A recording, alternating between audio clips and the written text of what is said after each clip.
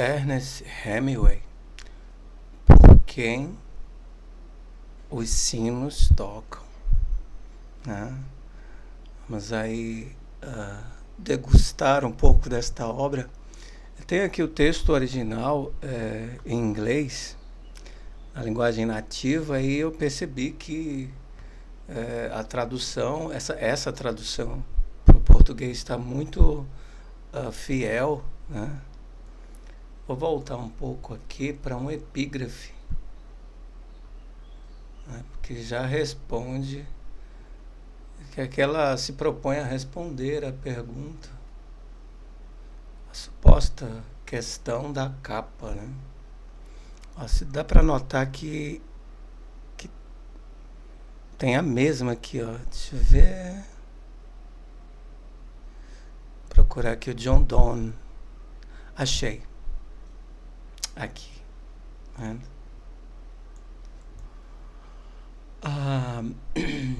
Nenhum homem é uma ilha. Ou seja, semanticamente autossuficiente, né? Então isso me diz alguma coisa. Um ser inteiro em si mesmo. Então, eu nem tinha lido o mesmo ali, né? Eu coloquei em si, aí eu já completei mesmo. Ponto e vírgula. Deixa eu ver se no original tem ponto e vírgula ali. Tem também. Né? Então, são sequências de complementações do que foi dito anteriormente. O que se espera quando se encontra ponto e vírgula, né? Essa sequência, então, é o mesmo que foi dito anteriormente, com a ocultação do que não é mais necessário dizer. Então, em vez de repetir, porque é necessária a repetição, você somente complementa. Vamos verificar isso aqui, né? Todo homem é uma partícula do continente. Aqui ele já foi mais longe, né?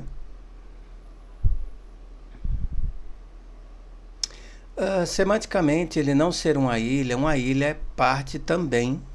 Se ele fosse uma ilha, ele também seria parte do mundo, né? Sei lá, de um arquipélago, por exemplo. Mas não é isso que ele quis dizer, né? Com esse primeiro período aí. Não foi isso que ele quis dizer. Quis dizer que nenhum homem é autossuficiente.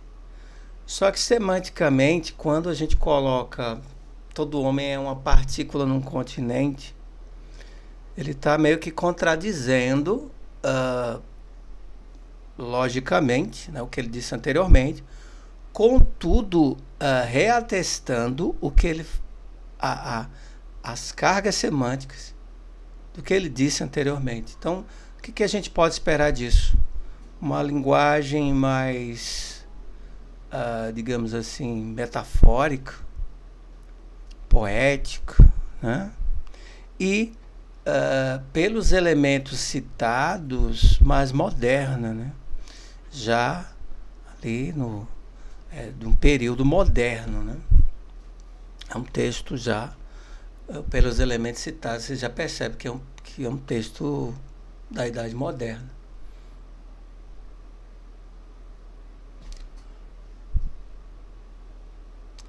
O homem é uma partícula do continente, uma parte da Terra.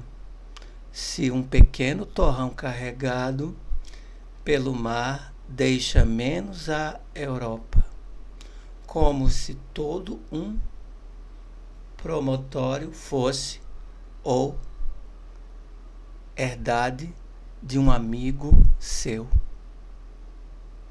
ou até mesmo a sua própria, também a morte de um único homem me diminui, porque eu pertenço à humanidade. Então aqui, reatestando o que é dito anteriormente, né? Ele fecha aí esse último período aí com essa reatestação mais forte, né? Nenhum homem é uma ilha. Aí também a morte de um único homem me diminui. Olha só, né? Quer dizer, aquele meu próximo ali é também parte de mim.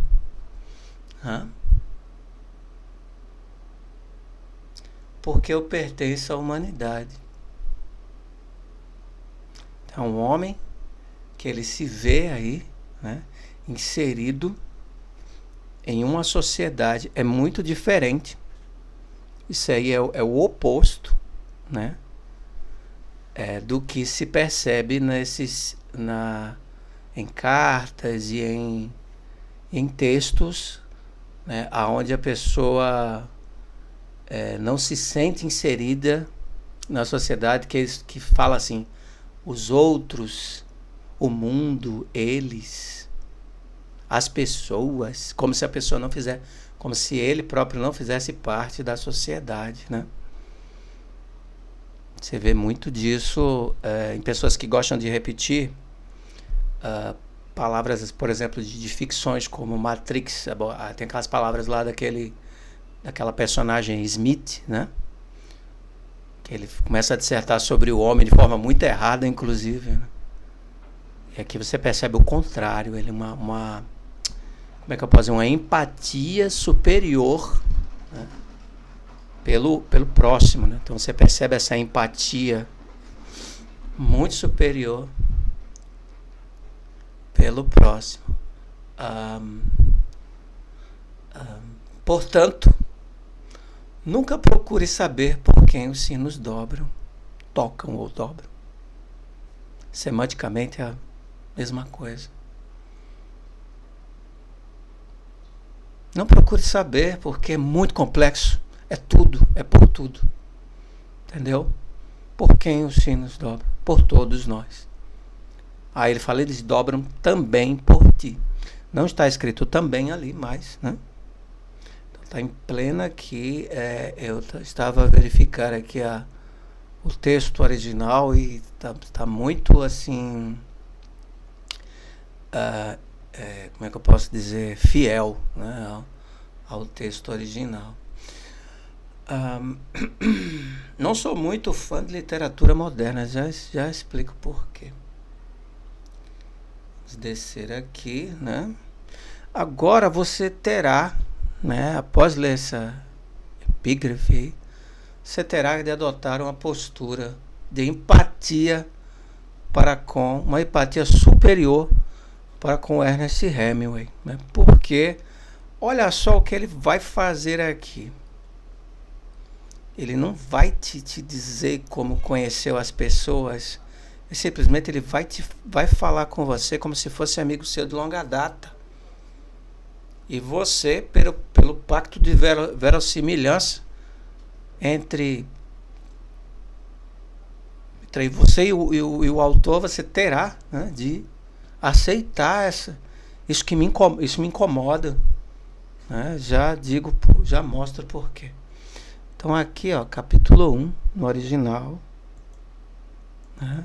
Capítulo 1 aqui no original e capítulo 1 aqui na tradução, né? Estendeu-se no chão, amarronzado da mata, coberto de pinhas pontiagudas, o queixo apoiado nos antebraços dobrados, enquanto, lá bem no alto, no topo dos pinheiros, o vento soprava. A montanha formava um declive suave, bem onde ele se estendera. Mais embaixo, o declive precipitava-se. Dá para ter uma visão, né, de onde eles estão. Estão no declive da montanha. E mais abaixo, talvez eles não enxerguem mais o solo, né, que é uma precipitação. Ele podia ver a risca escura de uma estrada betuminosa. Então devia ser alguma coisa como uma terra escura, né, ao longe, úmida, né? serpenteando através do desfiladeiro. Aqui você tem aí essa contração. Aqui é onde começa a me incomodar. Essa contração do aí, né? Do desfiladeiro, porque não complementou a nossa frente para dar aquela, né? Fala como se eu conhecesse, como se eu estivesse lá vendo junto com ele. Coisa fica pior, né? Havia um riacho a correr junto à estrada e ele viu, né? Viu uma serraria à margem e, além do passo, uma represa com a queda d'água branquejando na luz do sol de verão. Então aqui ele dá mais ou menos o tempo, a estação, né? Como se dá o clima, ele já deu ali o clima do lugar, né, onde eles estão. Começou aí uma série de apresentação de personagens principais. Acontece o seguinte, a técnica de apresentação, cada um obviamente vai ter a sua, né? Alguns ligam a títulos, né? Então a pessoa fala o título da pessoa ou uma característica da pessoa e não cita o nome. Geralmente quem faz isso é porque não quer, falando do geral, não estou a me referir que seja o caso dele.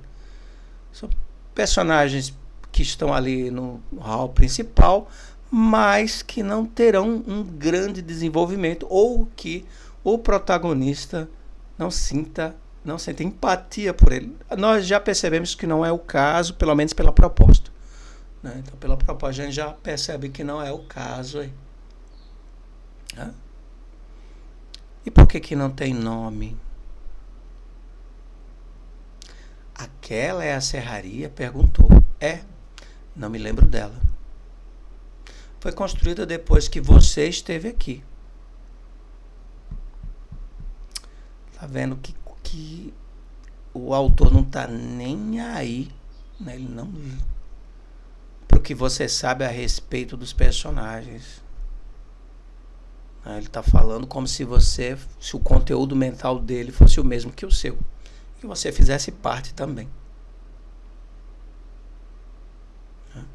A velha serraria fica mais adiante, muito além do desfiladeiro.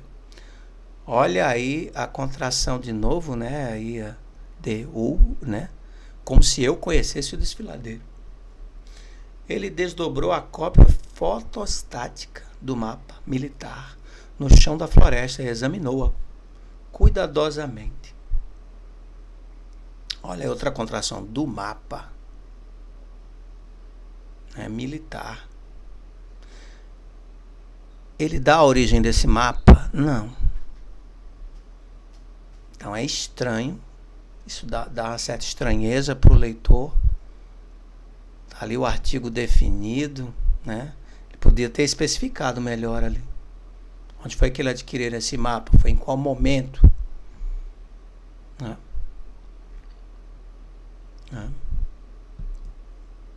O velho, olha, o velho. Então aqui você tem aí um adjetivo aí convertido em substantivo, né? Um adjetivo substantivo a predicar uma personagem. O velho ficou a observar por sobre os seus ombros. Você se pergunta, que velho é esse aqui? Olha, o artigo definido ali. Eu não conheço o velho. Então, isso é uma das coisas que me incomodam na literatura moderna.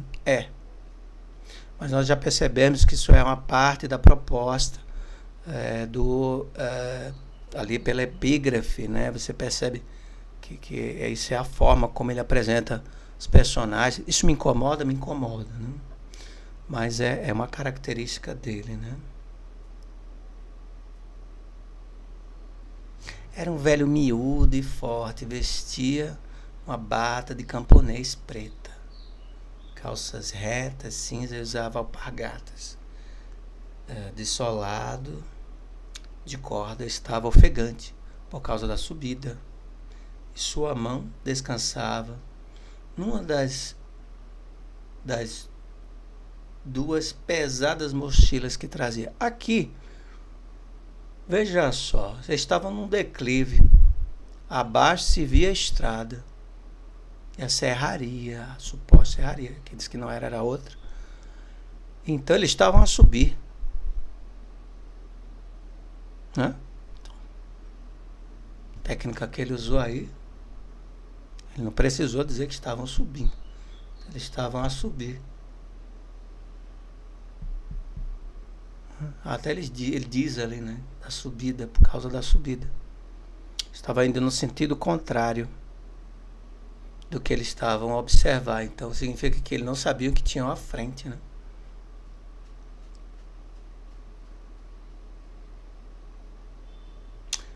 E tanto que ele diz logo em seguida aqui, então, não se pode ver a ponte.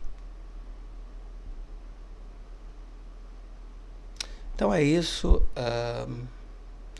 Dá para perceber que é uma literatura que possui valor, né? Então você percebe aí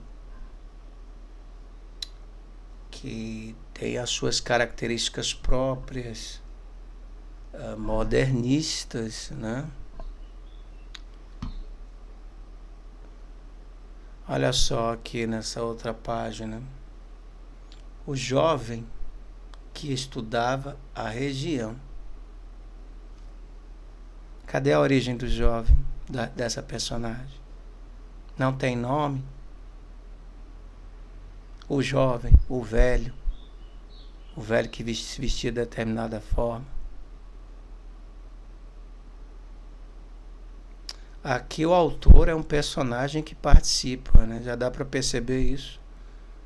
Então o conteúdo, ele não é onisciente, e pelo menos até agora é o que eu percebi, né? E o conteúdo mental dele avança até onde é possível a personagem dele saber. Então é isso, fiquem com Deus e a Virgem Maria. Pequena apresentação aí de por quem, né, os sinos tocam, né? For the bell tolls, né? É assim que se pronuncia, né? De Ernest Hemingway. Ernest Hemingway, o que eu percebo é que ele possui ali solta umas pérolas, né? Há certas pérolas, e eu gosto da forma como da forma como ele narra. Não gosto da forma como ele apresenta as personagens, mas eu gosto dessa forma como ele narra, né? Eu acho muito interessante a forma como ele narra, me dá assim me dá uma perspectiva interessante sobre o cenário, sobre as coisas, sobre as pessoas, mas na perspectiva dele. Não obstante, não gosto da forma como ele está apresentando as personagens aqui, né? Então é isso. Fique com Deus, a Virgem Maria. Deus abençoe a todos. Recomendo aí a leitura.